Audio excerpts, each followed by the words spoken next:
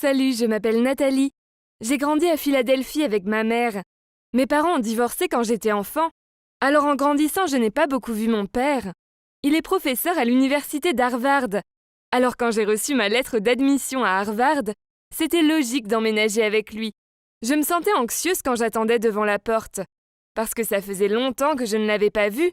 Alors quand une jeune femme en robe courte est venue m'ouvrir, j'étais très gênée.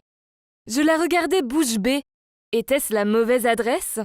Je cherche Monsieur Hastings, dis-je pour rester polie. Elle mâchait son chewing-gum en me répondant.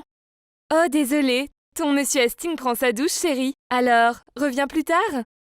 J'ai mis mon pied devant la porte pour qu'elle ne puisse pas la fermer, et je l'ai regardée avec un regard noir, en lui demandant « T'es qui au juste ?» Elle m'a souri avant de répondre. La femme de la maison, évidemment. Je la fixais perplexe. Mon père ne pouvait pas sortir avec cette femme ignoble. Elle était à peine plus âgée que moi. Burk. Elle a poussé mon pied et a claqué la porte. Je me suis assise sur le perron en essayant de comprendre ce qui se passait. Est-ce que mon père avait déménagé sans me le dire ? Était-elle sa maîtresse ? Peut-être que c'était une aventure d'un soir. Pourquoi disait-elle être la femme de la maison ? Je n'en pouvais plus. Alors j'ai frappé à la porte et je l'ai appelée jusqu'à ce que ma voix déraille.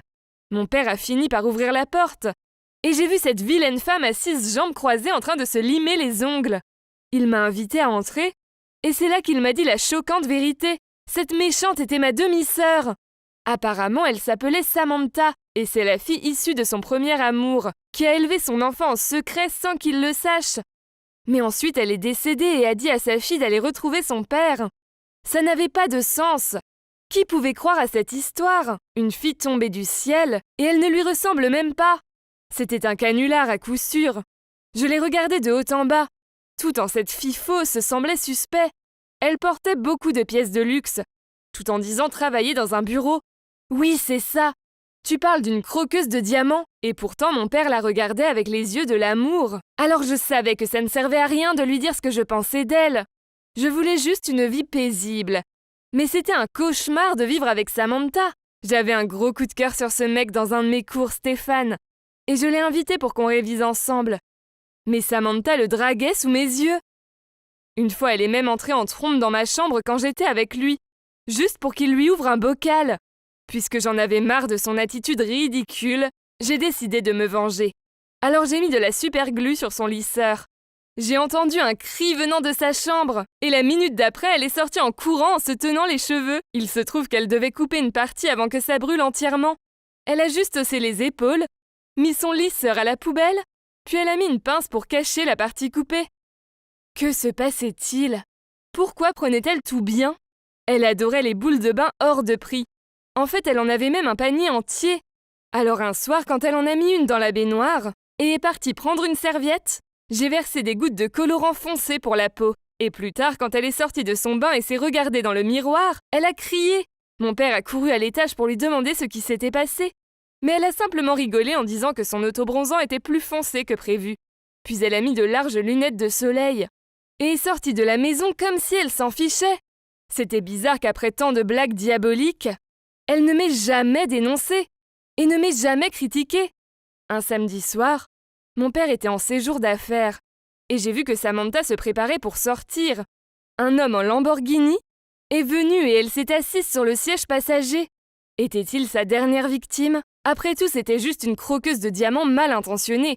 Je suis rapidement montée dans ma voiture pour les suivre. Il l'a déposée dans un bar chic, puis est parti. Ok, c'était vraiment bizarre. Je l'ai suivie à l'intérieur pour prendre des photos pour mon père. Ça dépassait mon imagination. Elle est immédiatement allée sur la piste de danse et s'est emparée de la barre pour danser avec. Et tous les hommes criaient d'enthousiasme. Voyons voir comment mon père et Stéphane vont réagir à ça. Pendant que je filmais, j'ai soudainement été poussée par la foule et mon portable s'est tourné, ce qui fait que je filmais un mec qui embrassait 2 filles en même temps. Dégoûtant. Mais soudainement, les 2 filles sont parties et j'ai réalisé que c'était Stéphane. Il ressemblait à un playboy et se baladait en tripotant les fesses des filles faciles. J'imagine que Samantha était le même genre de fille. C'était pour ça qu'elle essayait toujours de le séduire. J'étais toujours choquée et dégoûtée quand 2 hommes sont venus vers moi et m'ont demandé d'aller à l'hôtel avec eux. Je leur ai dit hors de question. Mais ça les rendait encore plus insistants. Ils ont pris mon bras violemment et ont essayé de m'emmener avec eux. Soudainement, le bar était silencieux. Sur la scène, ma demi-sœur Samantha tenait 2 bouteilles de bière brisées et les pointait en direction des hommes qui me tenaient. Je ne comprenais pas ce qui se passait. Quand 2 hommes du personnel sont venus pour faire sortir les hommes, Samantha a couru vers moi pour me demander si ça allait. Au début, j'étais très confuse.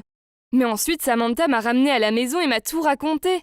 Il se trouve que la Lamborghini est à elle, et que l'homme qui l'a déposée est son chauffeur. Et elle est aussi propriétaire du bar. Il appartenait à sa mère, qui avait débuté en tant que gogo danseuse, et avait travaillé dur pour s'améliorer et ouvrir son propre bar, après son décès.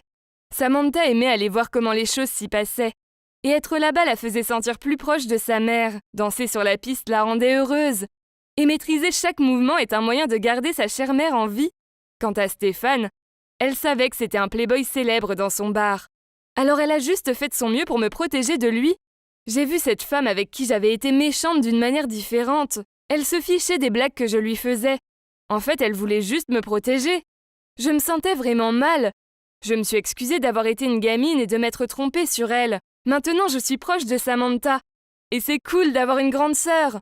J'ai accepté de garder son secret, car elle n'est pas prête à dire la vérité à notre père sur la richesse de son héritage pour l'instant. Mais quand elle sera prête, je serai là pour la soutenir.